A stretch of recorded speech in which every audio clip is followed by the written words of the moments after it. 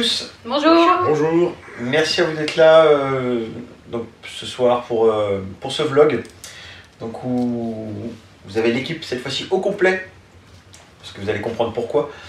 Donc Virginie nous fait grâce ce soir de nous rejoindre et d'être parmi nous. Et non pas derrière la caméra mais cette fois-ci devant.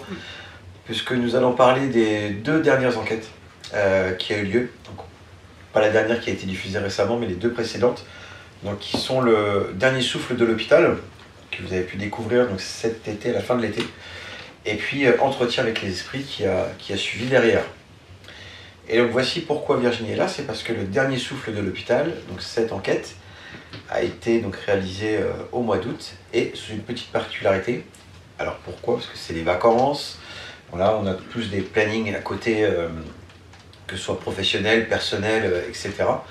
Qui ont fait que, au mois d'août c'était assez compliqué, mais malgré tout on a quand même voulu vous présenter une enquête. Et donc Virginie et moi-même on a décidé de partir à l'aventure. Et cette fois-ci de... Et quelle aventure! Virginie participe pleinement et s'investisse dans une enquête. Donc c'est celle-ci, le dernier souffle de l'hôpital. Alors que vous avez pu découvrir donc, cet ancien hôpital un petit peu abandonné, assez loin de notre point de base habituel, voilà, qui nous a demandé un petit peu de route quand même pour y aller.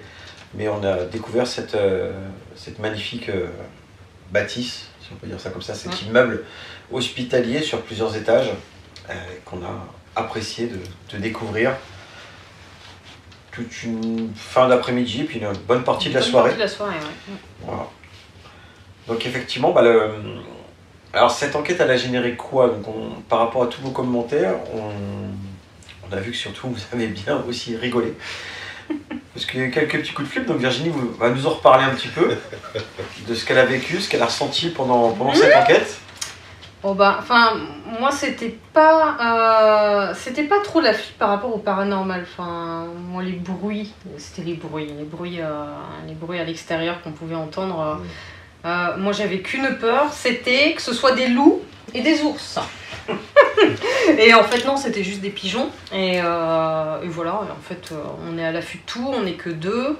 Et du coup l'ambiance n'est pas du tout la même. Et forcément, ouais, c'était un peu plus flippant quand même. Hein. Ça un petit peu plus flippant, ouais.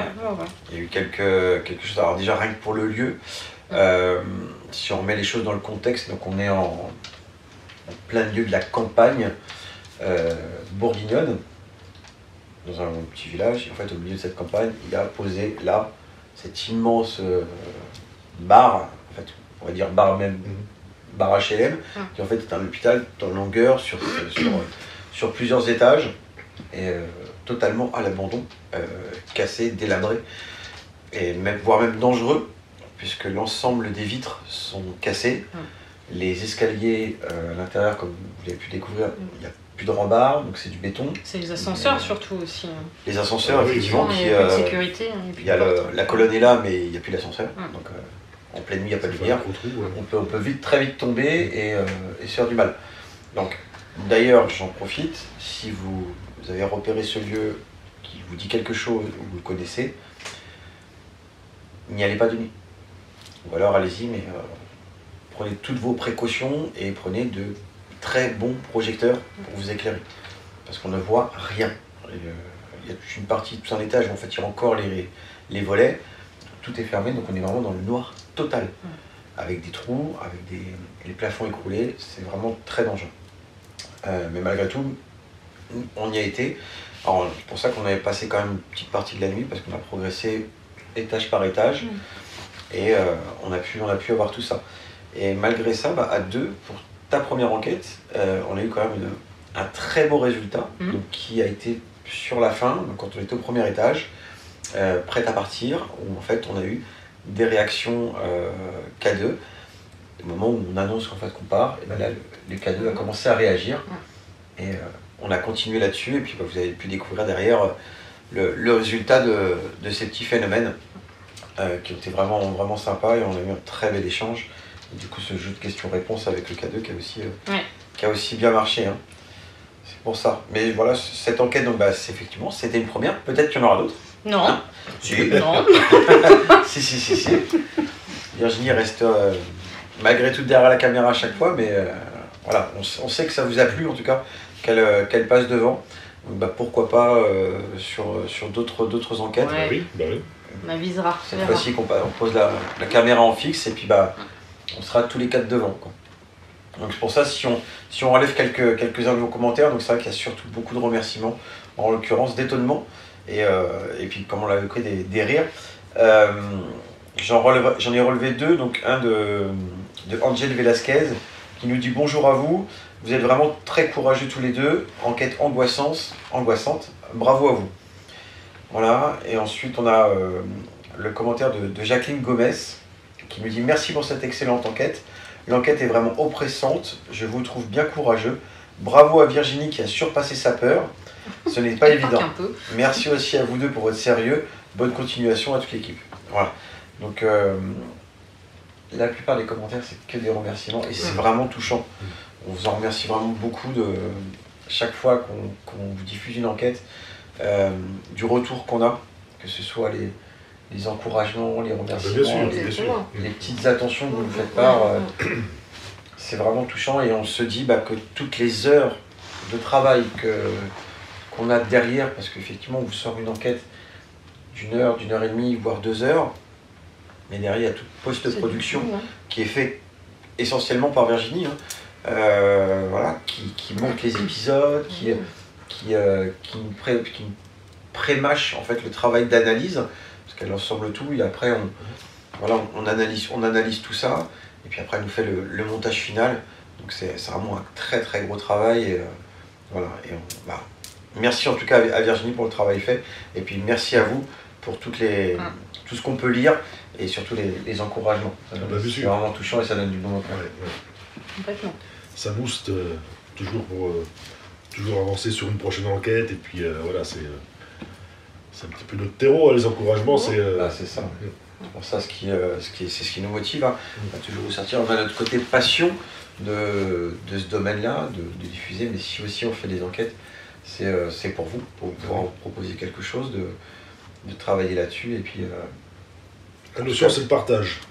Tout ce qu'on peut vivre par rapport à notre passion, après c'est aussi de pouvoir vous le partager, et puis voilà, que tout le monde puisse profiter de nos expériences, et puis voilà.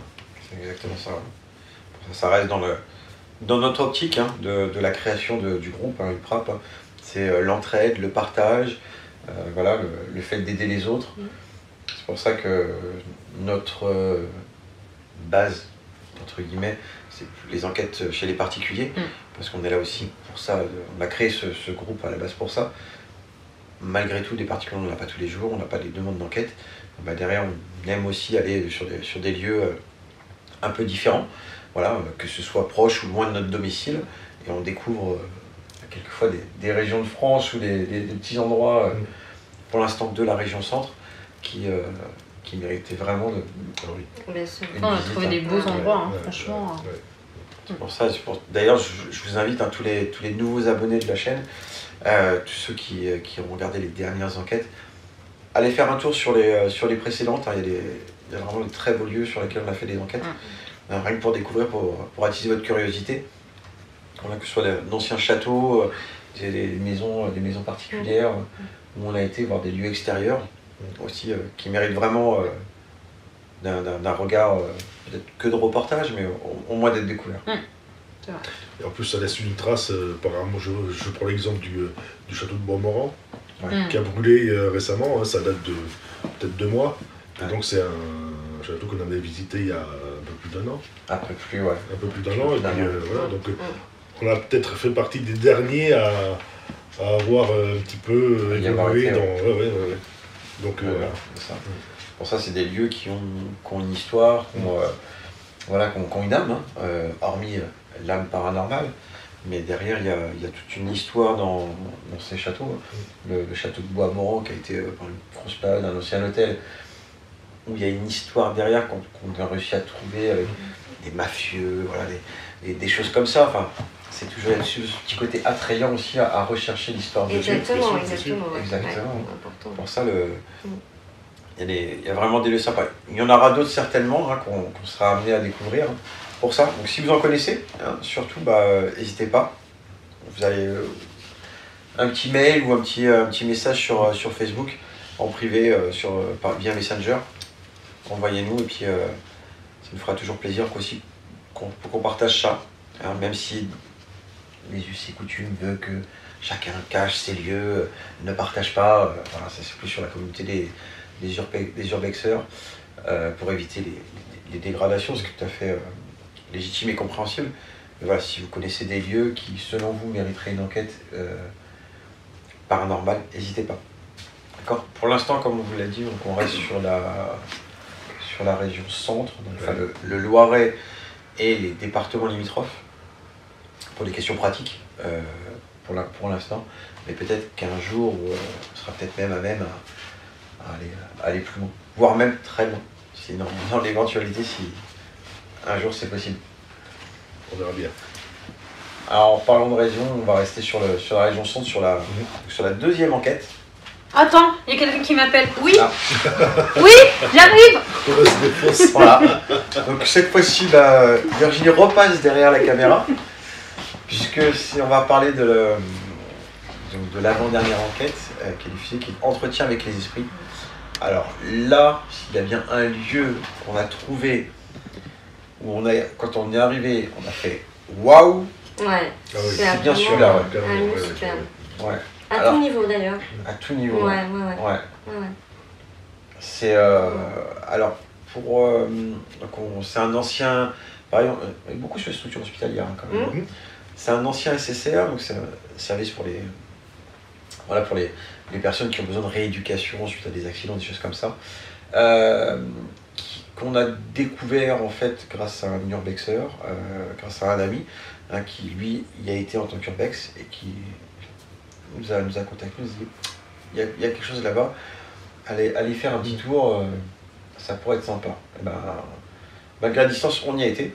Ça reste dans la région centre, mais on y a été. Et quand on a découvert cette château, corps de ferme, bâtiment moderne.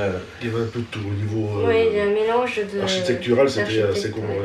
Il y avait tout, c'est pour ça, comme on l'a évoqué, donc sur ce lieu, en fait, chaque bâtiment, c'est tout en longueur, hein, quand vous avez pu découvrir, et en fait, chaque bâtiment est un rajout de l'histoire du lieu. On a la partie château, qui est le cœur du domaine, et à côté, ils ont rajouté, il y a une construction quand c'est devenu une partie hôpital. Hôpital, et puis voilà. après le corps de ferme.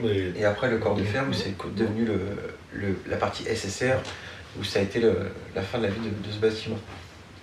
Et quand on l'a vu, ce lieu, c'est vrai que on s'est demandé en une soirée qu'on n'aurait pas le temps. C'est ça.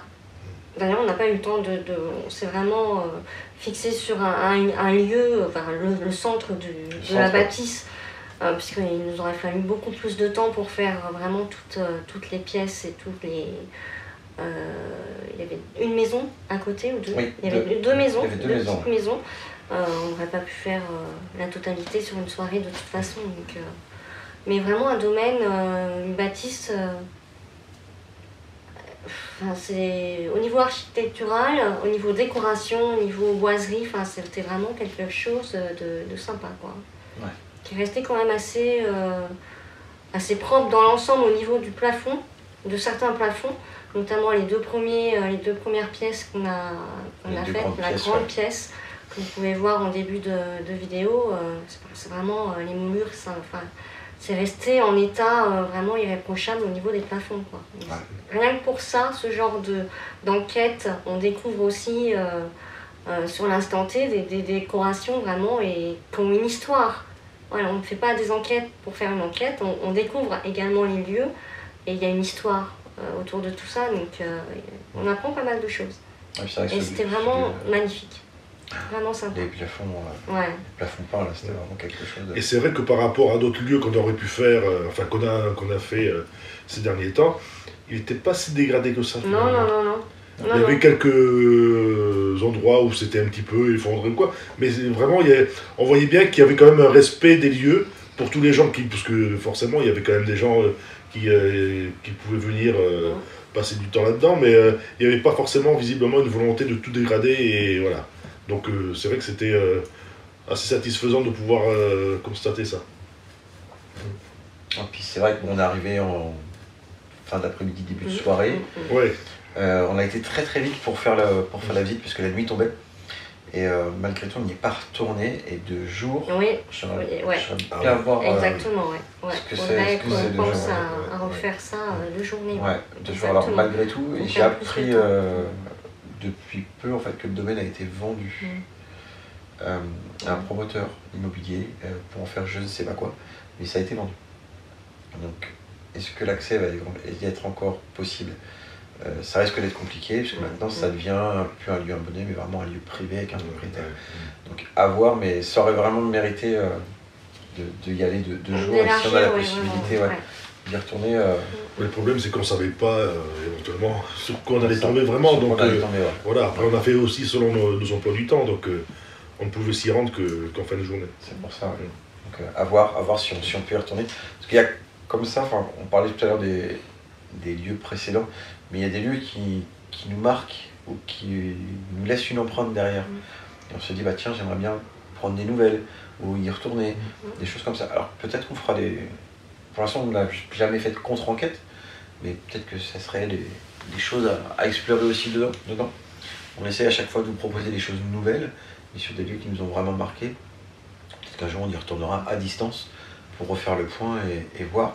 Parce qu'en l'occurrence, par exemple, sur cet ancien centre de soins, on a quand même eu au niveau paranormal des résultats plus que sympa, on va dire ça comme ça. Mais c'était vraiment de très très beaux résultats. Oui, de très beaux résultats, oui. Entre autres, toutes ces réactions cadeaux dès l'arrivée à l'étage. Au premier étage. Au premier étage, Pour ça, on est rentré dans la chambre et là, Adeline, tout de suite, tu as eu un super bon contact. Un contact avec une femme dès le départ. Dès l'entrée de... Ça devait être une chambre, oui, c'était une chambre de toute façon. Dès l'entrée dans cette pièce, j'ai eu un bon contact. Pas visuel dès le départ, mais vraiment le ressenti, la présence était là. Et je l'ai ressenti et elle m'a ressenti. Et suite à cela, je l'ai accrochée et j'ai pu la voir. Et là, après, c'était très... on a eu pas mal d'échanges. K2, Spirit Box également. Moi, un peu plus, forcément, visualisation. Mais c'était vraiment quelque chose de sympa. Alors, un échange avec vous également, puisque vous avez pu l'entendre. Les entendre, puisqu'il y avait plusieurs présences qui, pour ma part, n'étaient pas tous du lieu, en fait. Il y avait une personne ou deux qui faisaient partie du lieu de l'enquête, mais pour moi, il y avait d'autres entités qui venaient de l'extérieur de ce lieu. Donc ça peut être un suivi, ou voilà, il faut savoir que les entités, c'est très volatile, donc ça passe facilement. Ça ne reste pas dans un lieu où ça bouge facilement, quoi. Mais on a eu pas mal de résultats assez satisfaisants pour nous quand même. Oui, pour une seule enquête, c'est quand même assez impressionnant le nombre de réactions qu'il y a eu. C'est rare, j'ai pas souvenir que sur les précédentes enquêtes, on ait eu autant de réactions. On aurait pu rester un peu plus longtemps, malheureusement. C'est vrai que le fait est que les conditions nous ont fait partir un peu plus rapidement, puisqu'on avait de la route aussi pour rentrer. Mais je pense qu'on aurait eu davantage de résultats autres que... Alors pour ça, on a... C'est pas évident après, mais c'était vraiment sympa. On avait essayé pendant cette enquête justement de vous proposer en fait des nouveautés. Alors je ne sais pas si vous en êtes aperçu, mais sur les nouvelles enquêtes, on a essayé d'intégrer une nouvelle méthode, quelle qu'elle soit, sur chaque enquête. Et c'est différente. Par exemple, pour revenir un petit retour en arrière, donc sur l'enquête avec Virginie, on avait essayé une méthode avec de la farine, pour essayer de voir si on pouvait avoir des traces ou des inscriptions, des choses comme ça. Et là, sur cette enquête, justement, Hubert a essayé, après tout l'été, à s'être entraîné à comprendre et à utiliser ses baguettes de sourcier. Et bien, effectivement, c'est la première fois qu'on mettait en application que tu utilisais ça, qui était vraiment une belle nouveauté. Alors, je ne sais pas si tu as vraiment apprécié de... Ah bah oui, complètement, parce que c'est vrai que c'est... c'était tout nouveau pour moi et pour l'ensemble des enquêteurs. Mais c'est vrai que c'était assez intéressant. Et bon, ça demande beaucoup de concentration, ça demande voilà, hein, une énergie particulière. Mais bon, j'ai pas de danse P en particulier, mais voilà, de la concentration. Et puis le lieu de toute façon se prêtait à ce genre de pratique, on va dire, donc d'expérience. Donc voilà, ça a été assez court. Hein, je pense que j'ai dû l'essayer pendant 5 minutes à peu près, quelque chose comme ça. 5-10 minutes à peu près. Ouais. Et bien voilà, à chaque fois que je posais, que nous posions une question, on avait une réponse de toute façon. Et donc voilà, c'était une très belle expérience.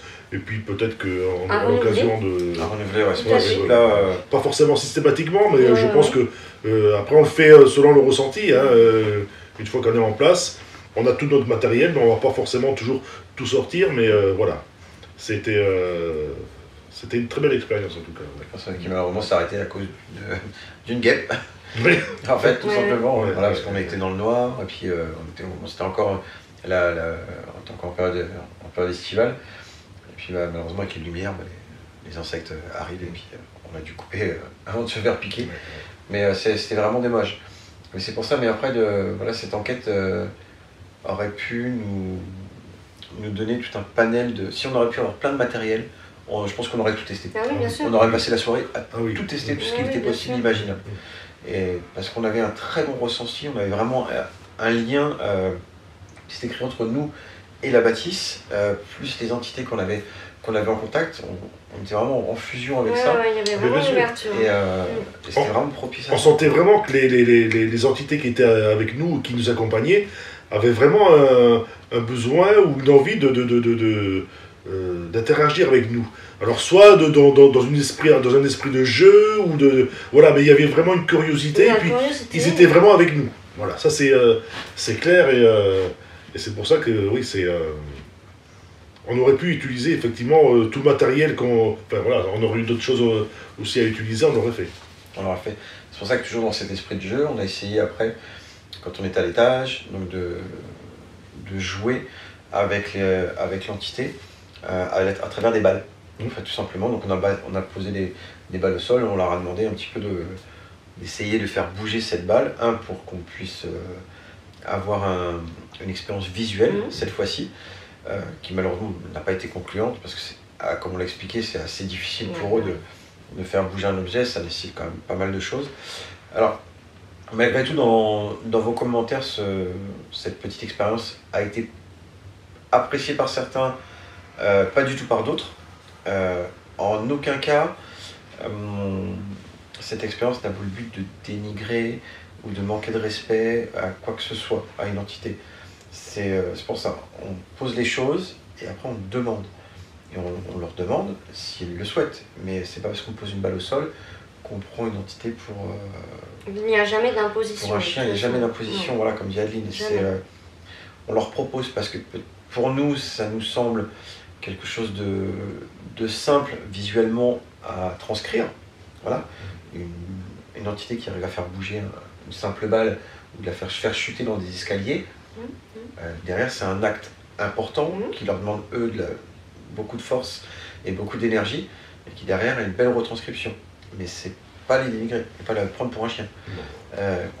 Malgré ce qui a été dit dans certains commentaires. Donc pour ça.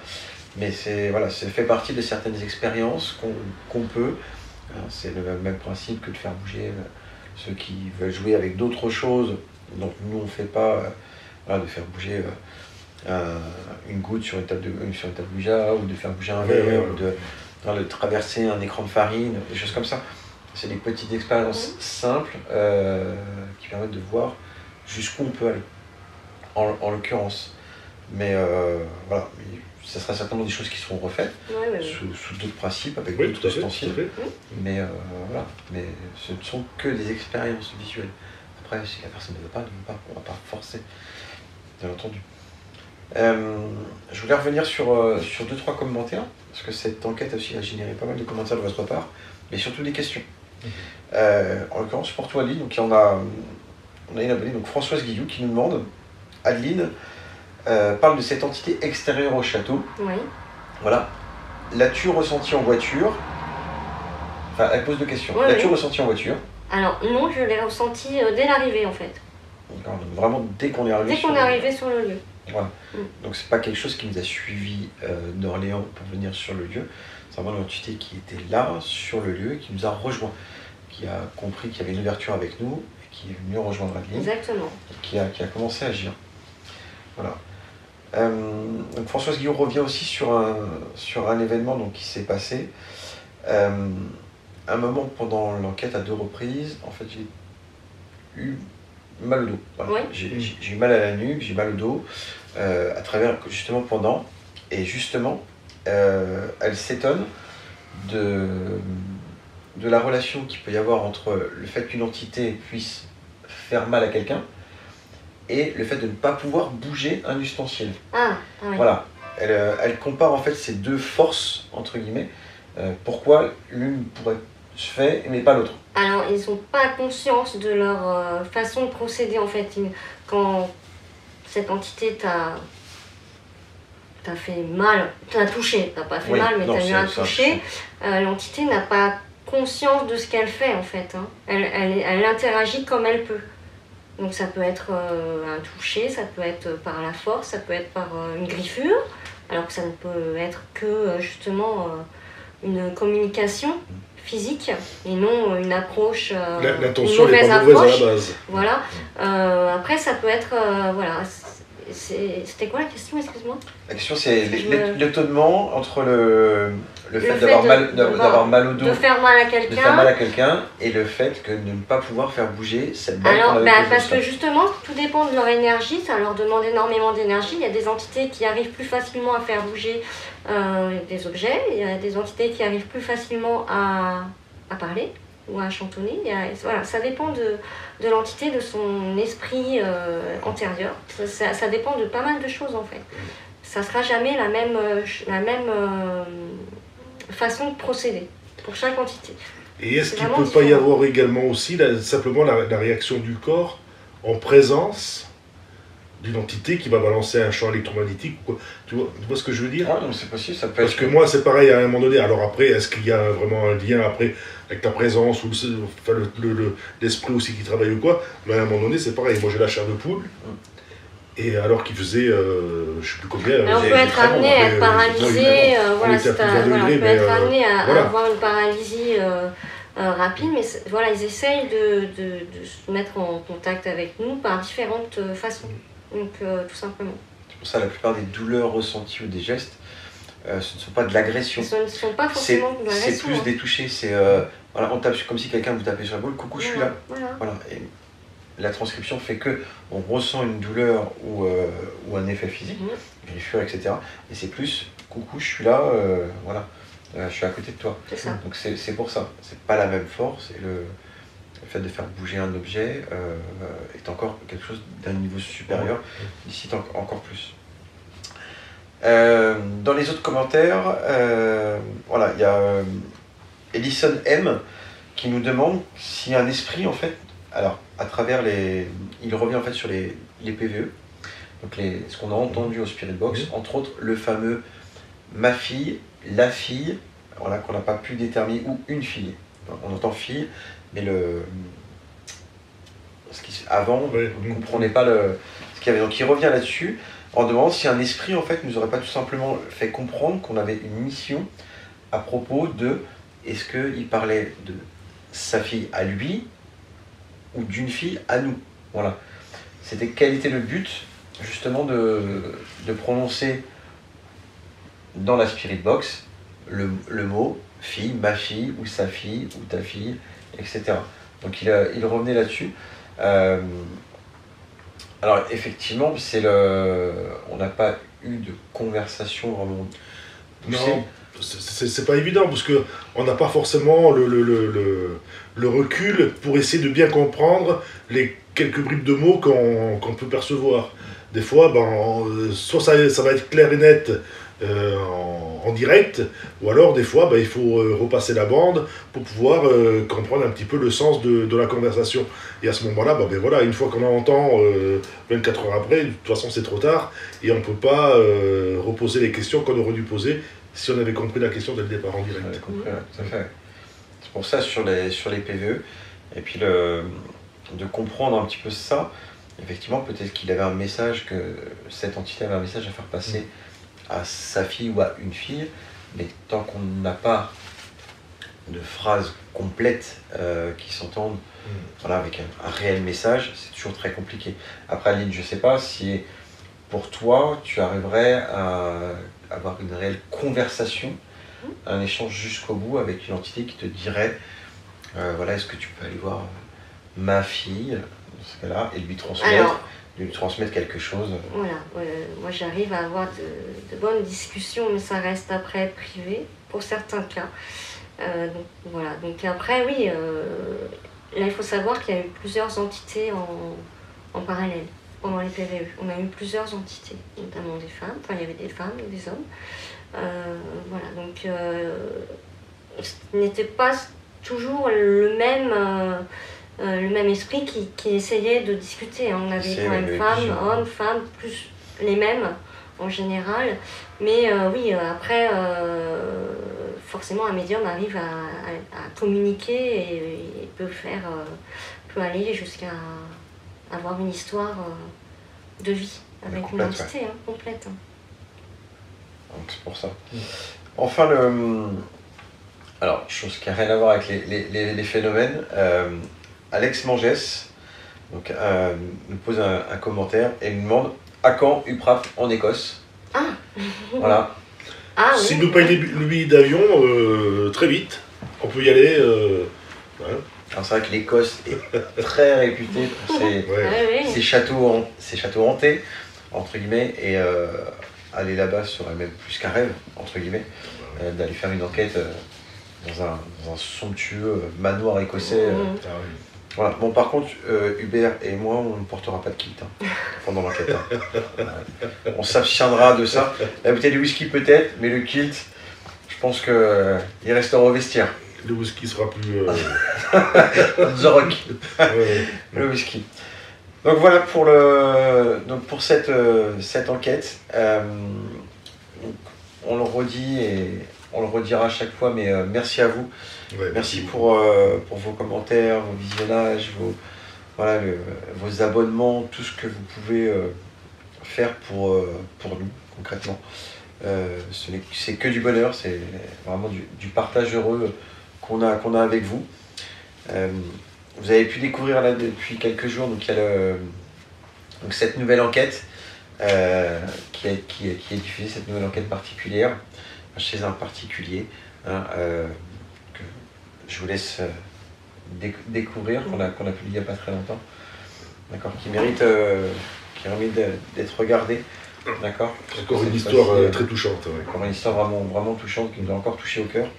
Et on voudrait d'ailleurs remercier la personne qui nous a reçus, dans un contexte un peu particulier, qui a bien voulu nous voir, en l'occurrence chez elle, pour faire le point. Donc voilà, donc si vous aussi vous connaissez du monde, si dans votre entourage vous connaissez quelqu'un qui est témoin de phénomènes paranormaux, qui aurait besoin peut-être d'échanger ou de s'entretenir avec nous à propos de diverses activités paranormales, d'histoires inconnues, à son domicile ou ailleurs. Donc n'hésitez pas à venir nous voir sur les réseaux. On est relativement joignable donc par mail, par Messenger, sur Facebook, Instagram. D'accord. Voilà, on est là, on ne vous répond pas forcément immédiatement, parce que comme vous l'avez déjà expliqué, effectivement, UPRAP ne reste qu'une passion annexe de notre vie. On a tous notre vie à côté. Voilà, nos conjoints, nos enfants, nos cercles professionnels, qui nous demandent beaucoup. Donc on fait en plus certains font du sport, on fait des enquêtes paranormales. Voilà, chacun son domaine passionnant. Exactement. Donc n'hésitez pas à venir nous voir, d'accord. Et puis encore une fois, merci à vous. Et puis on se dit à très vite, en l'occurrence pour une prochaine enquête. Et puis sur un nouveau vlog. Au revoir. Au revoir. Au revoir.